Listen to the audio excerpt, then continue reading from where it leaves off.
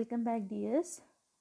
Till the last class, I have explained that the poet is talking about a little boy who has lost his ball. He was playing with his ball. The ball skipped from his hand and went into the nearby water body. The poet says that the sight of the boy losing his favorite ball made him think about the boy and his reaction to this situation. He further says that the boy was helplessly looking into the water where his ball had gone.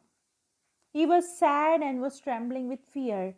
He got so immersed in his sorrow that he kept standing near the harbor for a very long time and kept on looking for his ball. Now we can see what happens to the boy, the ball, and what the poet thinks about it. Now he senses first responsibility in a world of possessions. People will take balls. Balls will be lost always, little boy. And no one buys a ball back. Money is external.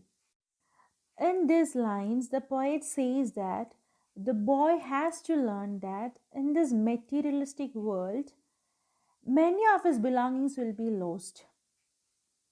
And the poet personifies the ball as a belonging. Either it can be a worldly thing or the relationships one is having in a life.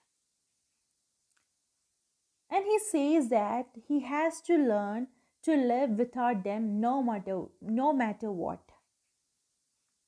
And he says no one can buy back such things for anybody.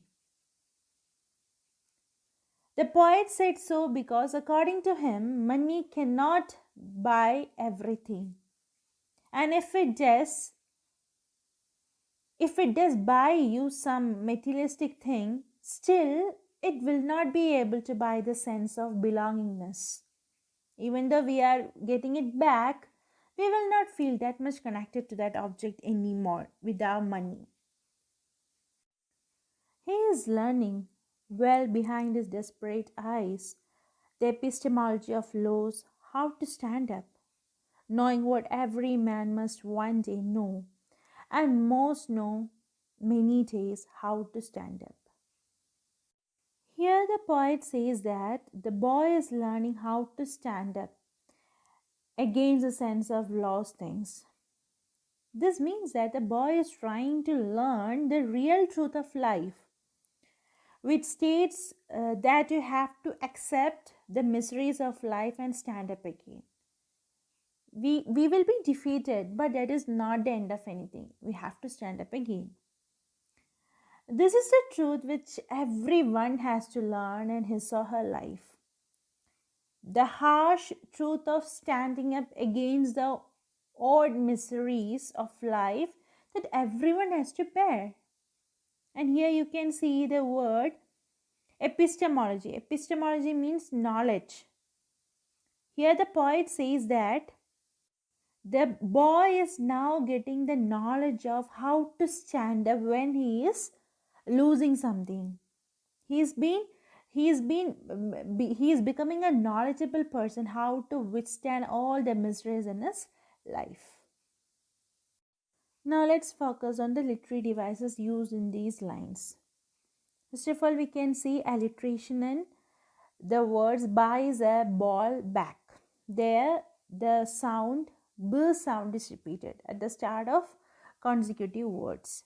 Then we have assonance. Assonance is a repetition of vowel sound, and e sound is repeated in he is learning well behind his desperate eyes.